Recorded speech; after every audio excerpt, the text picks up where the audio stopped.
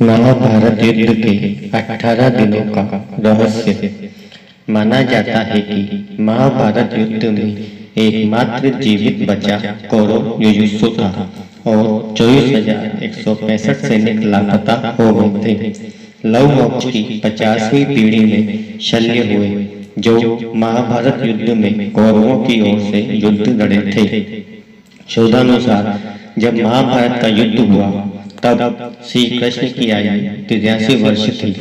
महाभारत युद्ध के 36 वर्ष बाद उन्होंने देह त्याग दी थी। इसका मतलब 119 वर्ष की आयु में उन्होंने देह त्याग किया था। भगवान श्री कृष्ण द्वापर के अंत और कलयुग के संधि काल में विद्यमान थे। भागवत पुराण के अनुसार श्री कृष्ण के देह छोड़ने के बाद 3102 ईसा पूर्व में कली काल का प्रारंभ हुआ था। इस प्रकार कलियुग को 5120 वर्ष हो गए हैं। महाभारत युद्ध से पूर्व पांडवों ने अपनी सेना का पड़ाव कुरुक्षेत्र के पश्चिम दिशा में सरस्वती नदी के दक्षिणी तट पर बसे समंत्र पंचक तीर्थ के पास हिरण्यवती नदी सरस्वती नदी की सहायक नदी के तट पर डाला। कौरवों ने कुरुक्षेत्र के पूर्वी भाग में वहां से कुछ योजन की दूरी पर एक समतल मैदान में अपना पड़ाव डाला।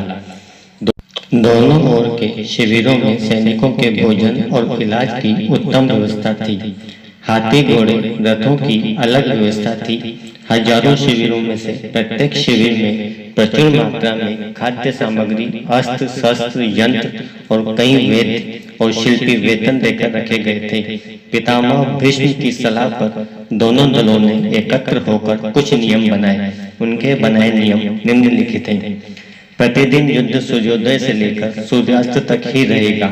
सूर्यास्त के बाद युद्ध नहीं रहेगा। युद्ध समाप्ति के पश्चात सभी लोग छल कपट छोड़कर प्रेम का व्यवहार करेंगे। दथी से, हाथी वाले से, पैदल से ही युद्ध करेगा। एक वीर के साथ एक वीर ही युद्ध करेगा। भय से भागते हुए या शरण में आए हुए लोगों पर अस्त्र शस्त्र से प्रहार नहीं किया जाएगा। जो वीर नियत्ता हो जाएगा उस पर कोई अस्त्र नहीं उठाया जाएगा। युद्ध में सेवक का काम करने वालों पर कोई अस्त्र नहीं उठाएगा। युद्ध का पहला दिन।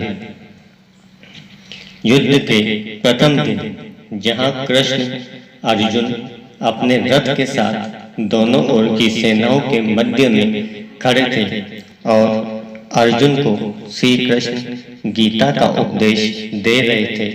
इसी दौरान भीष्म पितामह ने सभी योद्धाओं को कहा कि अब युद्ध शुरू होने वाला है। इस समय जो भी योद्धा अपना खेमा बदलना चाहे वह स्वतंत्र है, वह खेमा बदल सकता है। इस घोषणा के बाद धृतराष्ट्र का पुत्र युयुत्सु डंका बजाते हुए कौरव दल छोड़कर पांडव दल में चला गया। ऐसा युधिष्ठिर के क्रियाकलापों के कारण संभव हुआ। श्री कृष्ण के उपदेश के बाद अर्जुन ने देवदत्त नामक शंख बजाकर युद्ध की घोषणा करी। इस दिन 10,000 सैनिकों की मृत्यु हुई। भीम ने दुशासन पर आक्रमण किया। अभिमन्यु ने भीष्म का धनुष ध्वज दंड काट दिया। पहले दिन की समाप्ति पर पांडव दल को भारी नुकसान उठाना पड़ा। विराट नरेश के पुत्र उत्तर और श्वेत क्रमशः शल्य और भीष्म के द्वारा मारे गए। भीष्म द्वारा कई पांडव सैनिकों का वध किया गया। कौन मजबूत रहा? पहले दिन पांडव दल को नुकसान उठाना पड़ा और कौरव दल मजबूत रहा। युद्ध का दूसरा दिन। श्री कृष्ण के उपदेश के बाद अर्जुन तथा भीष्म, द्रोण तथा धृष्टद्युम्न के मध्य युद्ध हुआ। सात्यकी ने भीष्म के सारथी को घायल कर दिया। द्रोणाचार्य ने धृष्टद्युम्न को कई बार हराया और उसके कई धनुष काट दिए। भीष्म द्वारा अर्जुन और श्री कृष्ण को कई बार घायल किया गया। इस दिन भीम का कलिंगों और निषादों से युद्ध हुआ तथा भीम द्वारा सहस्त्रों कलिंग तथा निषाद मार गिराए गए। अर्जुन ने भीष्म को भीषण नरसंहार करने से रोके रखा। कौरवों की ओर से लड़ने वाले कलिंगराज, भानुमान, केतुमान तथा अन्य कलिंग वीर योद्धा मारे गए। कौन मजबूत रहा। दूसरे दिन कौरवों को नुकसान उठाना पड़ा। पांडव पक्ष मजबूत रहा। युद्ध का तीसरा दिन कौरवों ने गरुड़ और पांडवों ने अर्धचंद्राकार जैसी सैन्य व्यूह रचना की। कौरवों की ओर से दुर्योधन और पांडवों की ओर से भीम और अर्जुन सुरक्षा कर रहे थे। इस दिन भीम ने घटोत्कच के साथ मिलकर दुर्योधन की सेना को युद्ध से भगा दिया।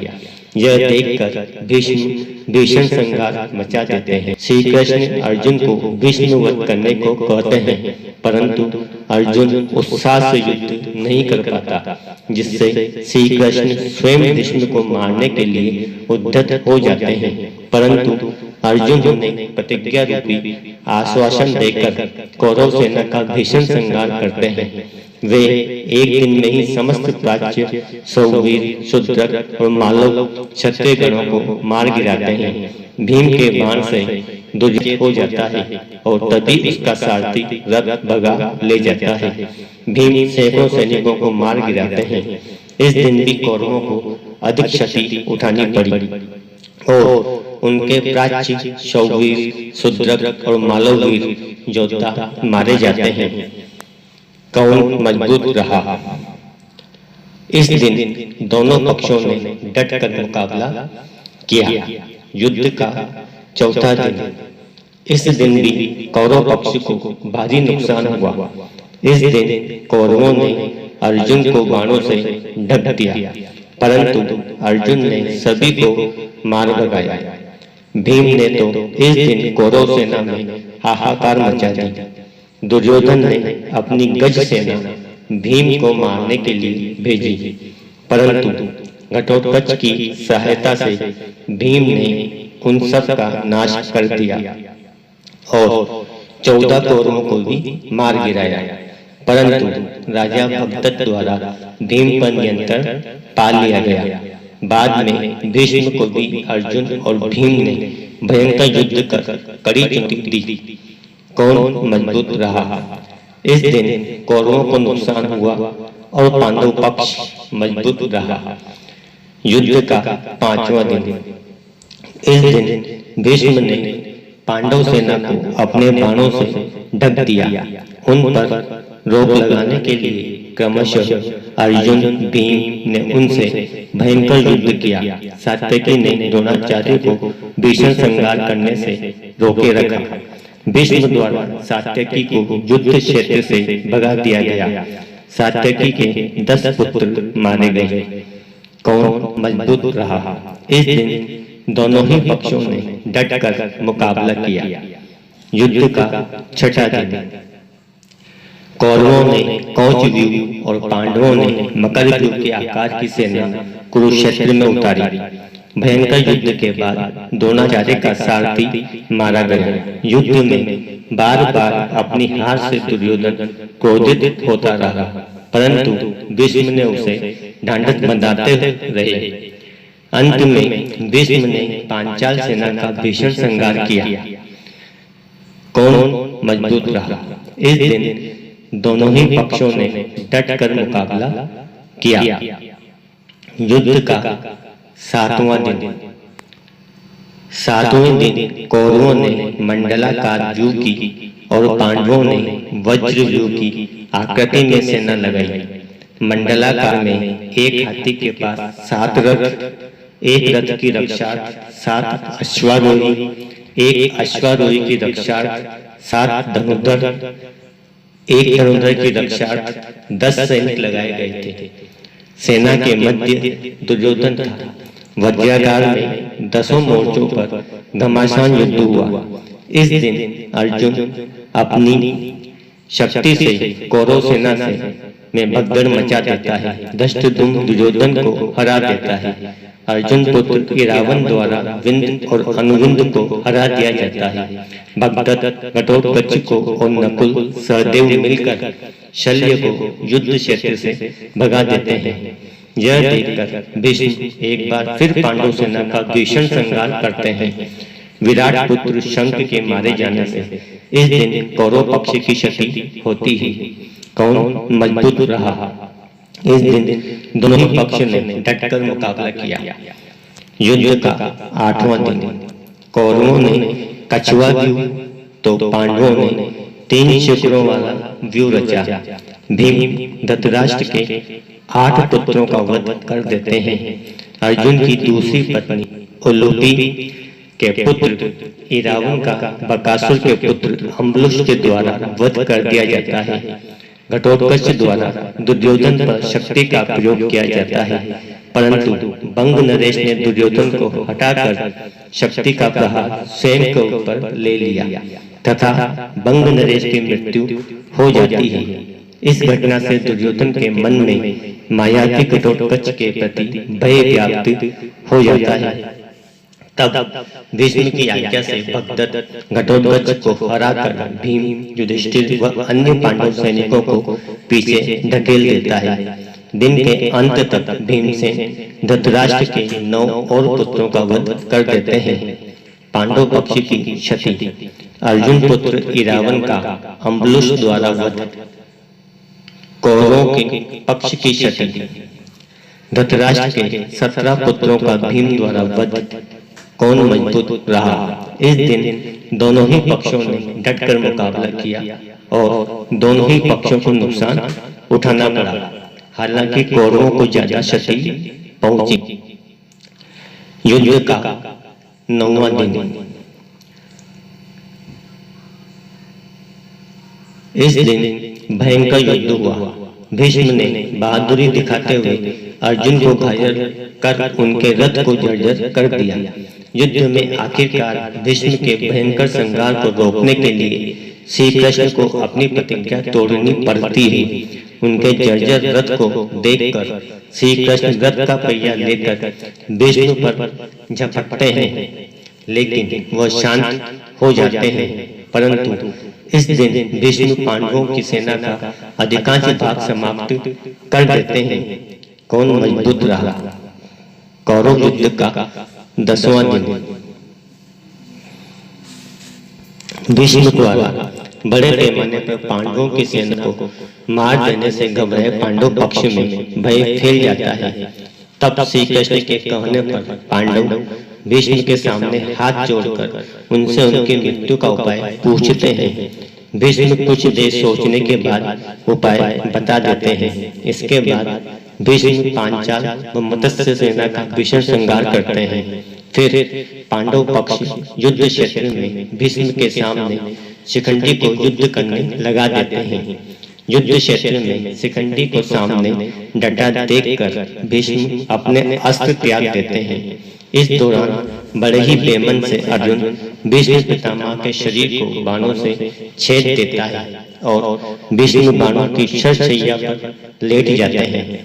भीष्म ने बताया कि वे सूर्य के उत्तरायण होने पर ही शरीर छोड़ेंगे, क्योंकि उन्हें उनके पिता शांतनु से इच्छा मृत्यु का वर प्राप्त है। पांडव पक्ष की क्षति। शतानी। कौरव पक्ष की क्षति। भीष्म। कौन मजबूत रहा? पांडव। युद्ध का 11वां दिन। भीष्म के शरशैया पर लेटने के बाद 11वें दिन का कहने पर द्रोणाचार्य सेनापति बनाए जाते हैं। 11वें दिन सुशर्मा तथा अर्जुन, शल्य तथा भीम, सात्यकी तथा कर्ण और सहदेव तथा शकुनी के मध्य युद्ध हुआ। कर्ण भी इस दिन पांडव सेना का भयंकर संहार करता है। दुर्योधन व शकुनी दोनों से कहते हैं कि वे युधिष्ठिर को बंदी बना ले तो युद्ध अपने आप खत्म हो जाएगा। तो जब दिन के अंत में युधिष्ठिर को हराकर उसे बंदी बनाने के लिए आगे बढ़ते हैं कि अर्जुन आकर अपने बाणों के वर्षा कर उन्हें रोक देता है। नकुल युधिष्ठिर के साथ थे, वह अर्जुन भी वापस युधिष्ठिर के पास आ गए। इस प्रकार कौरव युधिष्ठिर को नहीं पकड़ सके। पांडव पक्ष की क्षति, विराट का वध। कौन मजबूत रहा? कौरव। युद्ध का 12वां दिन। कल के युद्ध में अर्जुन के कारण युधिष्ठिर को बंदी न बना पाने के कारण शकुनी व दुर्योधन अर्जुन को युधिष्ठिर से काफी दूर भेजने के लिए त्रिगर्त देश के राजा को उससे युद्ध कर उसे वहीं युद्ध में व्यस्त बनाए रखने को कहते हैं। वे ऐसा करते भी हैं, परंतु एक बार फिर अर्जुन समय पर पहुंच जाता है और दोनों असफल हो जाते हैं। होता यह है कि जब त्रिगर्त अर्जुन को दूर ले जाते हैं तब सात्यकी युधिष्ठिर के रक्षक थे। वापस लौटने पर अर्जुन ने काज्ञ ज्योतिषपुर के राजा भगदत्त को अर्धचंद्र को बाण से मार डाला। सात्यकी ने द्रोण के रथ का पहिया काटा और उसके घोड़े मार डाले। द्रोण ने अर्धचंद्र बाण द्वारा सात्यकी का सर काट लिया। सात्यकी ने कौरवों के अनेक उच्च कोटि के योद्धाओं को मार डाला, जिनमें से प्रमुख जलसंधि, त्रिगर्तों की गज सेना, सुदर्शन, मलेच्छों की सेना, भूरिश्रवा, कर्ण पुत्र प्रसन्न थे। युद्ध भूमि में सात्यकी को भूरिश्रवा से कड़ी टक्कर झेलनी पड़ी। हर बार सात्यकी को श्री कृष्ण और अर्जुन ने बचाया। पांडव पक्ष की क्षति द्रुपद, कौरव पक्ष की क्षति त्रिगर्त नरेश। कौन मजबूत रहा? दोनों। युद्ध का 13वां दिन। इस दिन कौरवों ने चक्रव्यूह की रचना की। दुर्योधन राजा भगदत्त को अर्जुन को व्यस्त बनाए रखने को कहते हैं। भगदत्त एक बार फिर से पांडव वीरों को भगाकर भीम को एक बार फिर हरा देते हैं। फिर अर्जुन के साथ भीषण युद्ध करते हैं। श्री कृष्ण भगदत्त के वैष्णव अस्त्र को अपने ऊपर ले अर्जुन की रक्षा करते हैं। अंततः अर्जुन भगदत्त की आंखों की पट्टी को तोड़ देता है, जिससे उसे दिखना बंद हो जाता है और अर्जुन इस अवस्था में ही छल से उनका वध कर देता है। इसी दिन दोनों युधिष्ठिर के लिए चक्रव्यूह करते हैं, जिसे केवल अभिमन्यु तोड़ना जानता था, परंतु निकलना नहीं जानता था। अतः युधिष्ठिर भीम आदि को अभिमन्यु के साथ भेजता है, परंतु चक्रव्यूह के द्वार पर वे सब के सब जयद्रथ द्वारा शिव के वरदान के कारण रोक दिए जाते हैं। केवल अभिमन्यु ही प्रवेश कर पाता है। ये लोग करते हैं अभिमन्यु का वध। कर्ण के कहने पर सातों महारथियों कर्ण, जयद्रथ, द्रोण, शकुनी, अश्वत्थामा, दुर्योधन तथा लक्ष्मण ने एक साथ अभिमन्यु पर आक्रमण किया। जो गदा लक्ष्मण ने अभिमन्यु के सर पर मारी, वही गदा अभिमन्यु ने लक्ष्मण पर फेंक कर मारी। दोनों की उसी समय मृत्यु हो जाती है। अभिमन्यु के मारे जाने का समाचार सुनकर अर्जुन ने जयद्रथ को कल सूर्यास्त से पूर्व मारने की प्रतिज्ञा की, अन्यथा अग्नि समाधि लेने का वचन दिया। पांडव पक्ष की क्षति, अभिमन्यु। कौन मजबूत रहा? पांडव। युद्ध का 14वां दिन। अर्जुन की अग्नि समाधि वाली बात सुनकर कौरवों में हर्ष व्याप्त हो जाता है और फिर वे यह योजना बनाते हैं कि आज युद्ध में जयद्रथ को बचाने के लिए सभी कौरव योद्धा अपनी जान की बाजी लगा देंगे। द्रोण जयद्रथ को बचाने का पूर्ण आश्वासन देते हैं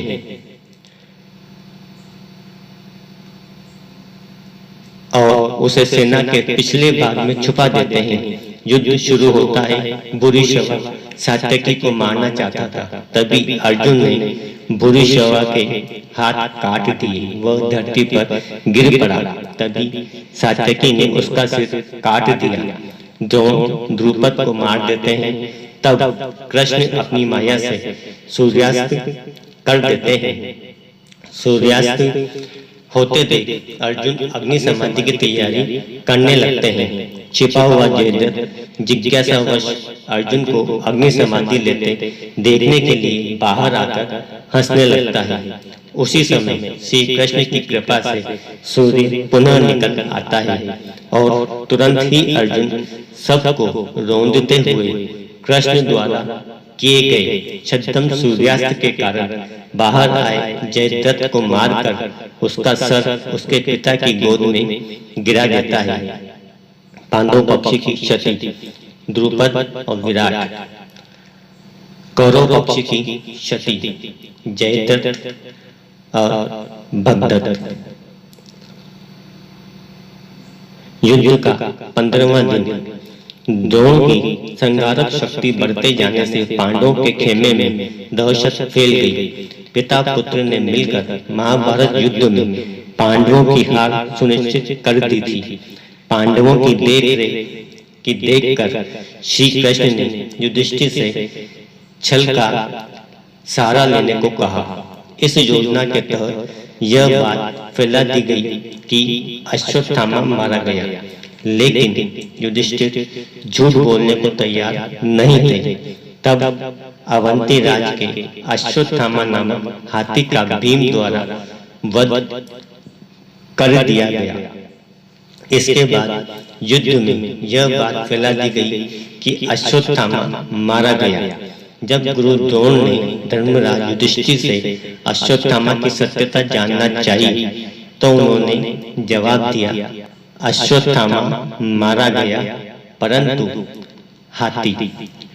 उसी समय श्री कृष्ण ने शंखनाद किया, जिसके शोर के चलते गुरु द्रोणाचार्य आखिरी शब्द हाथी नहीं सुन पाए और उन्होंने समझा मेरा पुत्र मारा गया। यह सुनकर उन्होंने शस्त्र त्याग दिए और युद्ध भूमि पर आंखें बंद कर शोक में डूब गए।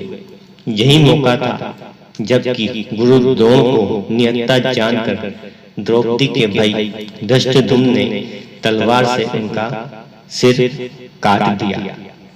कौरव पक्ष की क्षति। द्रोण। कौन मजबूत रहा? पांडव। 16वें दिन का युद्ध। द्रोण के वध के बाद कौरवों की ओर से कर्ण को सेनापति बनाया जाता है। कर्ण पांडव सेना का भीषण संहार करता है और वह नकुल और सहदेव को युद्ध में हरा देता है, परंतु कुंती को दिए वचन को स्मरण कर उनके प्राण नहीं लेता। फिर अर्जुन के साथ भी भयंकर संग्राम करता है। दुर्योधन के कहने पर अमोघ शक्ति द्वारा घटोत्कच का वध कर दिया। यह अमोघ शक्ति कर्ण ने अर्जुन के लिए बचाकर रखी थी, लेकिन घटोत्कच से घबराए दुर्योधन ने कर्ण से इस शक्ति का इस्तेमाल करने के लिए कहा। यह ऐसी शक्ति थी जिसका वार कभी खाली नहीं जा सकता था। कर्ण ने इसे अर्जुन के लिए बचाकर रखा था। इस बीच भीम का युद्ध दुशासन के साथ होता है और भीम दुशासन का वध कर उसकी छाती का रक्त पीता है और अंत में सूर्यास्त हो जाता है। कौरव पक्ष की क्षति। दुशासन। कौन मजबूत रहा? दोनों। युद्ध का 17वां दिन। शल्य को कर्ण का सारथी बनाया गया। इस दिन कर्ण भीम और युधिष्ठिर को हराकर कुंती को दिए वचन का स्मरण कर उनके प्राण नहीं लेता। वह बाद में वह अर्जुन से युद्ध करने लग जाता है। कर्ण तथा अर्जुन के मध्य भयंकर युद्ध होता है। कर्ण के रथ का पहिया धंसने पर श्री कृष्ण के इशारे पर अर्जुन द्वारा असहाय अवस्था में कर्ण का वध कर दिया जाता है। इसके बाद कौरव अपना उत्साह हार बैठते हैं, उनका मनोबल टूट जाता है। शल्य प्रधान सेनापति बनाए जाते हैं, परंतु उनका भी युधिष्ठिर दिन के अंत में वध कर देते हैं। कौरव पक्ष की क्षति। कर्ण। शल्य व दुर्योधन के 22 भाई मारे जाते हैं। कौन मजबूत रहा? पांडव। 18वां दिन युद्ध का। इस दिन कौरवों के 3 योद्धा शेष बचे, अश्वत्थामा, कृपाचार्य और कृतवर्मा। इसी दिन अश्वत्थामा द्वारा पांडवों के वध की प्रतिज्ञा की गई। सेनापति अश्वत्थामा, कृपाचार्य व कृतवर्मा द्वारा रात्रि में पांडव शिविर पर हमला किया गया। अश्वत्थामा ने सभी पांचालों, द्रौपदी के पांचों पुत्रों धृष्टद्युम्न, शिखंडी आदि का वध किया।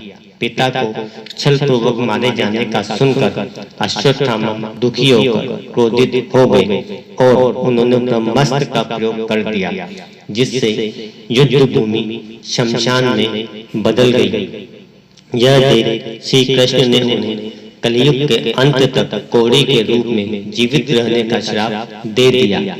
इस दिन भीम दुर्योधन के बचे भाइयों को मार देता है, सहदेव शकुनी को मार देता है और अपनी पराजय हुई जानकर दुर्योधन भागकर सरोवर के स्तंभ में जाकर छुप जाता है। इसी दौरान बलराम तीर्थ यात्रा से वापस आ जाते हैं और दुर्योधन को निर्भय होने का आशीर्वाद देते हैं। छिपे हुए दुर्योधन को पांडवों द्वारा ललकारे जाने पर भीम से गदा युद्ध करता है और छल से चंगा पर प्रहार किए जाने से उसकी मृत्यु हो जाती है। इस तरह पांडव विजयी होते हैं। पांडव पक्ष की क्षति धृष्टद्युम्न, शिखंडी, कौरव पक्ष की क्षति दुर्योधन, कुछ यादव युद्ध में और कुछ बाद में गांधारी के शाप के कारण आपसी युद्ध में मारे जाते हैं। पांडव पक्ष के विराट और विराट के पुत्र उत्तर, शंख और श्वेत, सात्यकी के 10 पुत्र अर्जुन, पुत्र इरावन, द्रुपद, द्रौपदी के 5 पुत्र धृष्टद्युम्न, शिखंडी, कौरव पक्ष के कलिंग राज, भानुमान, केतुमान, अन्य कलिंग वीर, प्राच्य, शौवीर, शूद्रक और मालववीर। कौरवों की ओर से धृतराष्ट्र के दुर्योधन सहित सभी पुत्र भीष्म, तेगट, नरेश, जयद्रथ, भगदत्त, द्रोण, दुशासन, कर्ण, शल्य आदि सभी युद्ध में मारे गए। युधिष्ठिर ने महाभारत युद्ध की समाप्ति पर बचे हुए मृत सैनिकों का दाह संस्कार व तर्पण किया था, चाहे वो शत्रु पक्ष के हों या मित्र पक्ष के हों। बच गए योद्धा।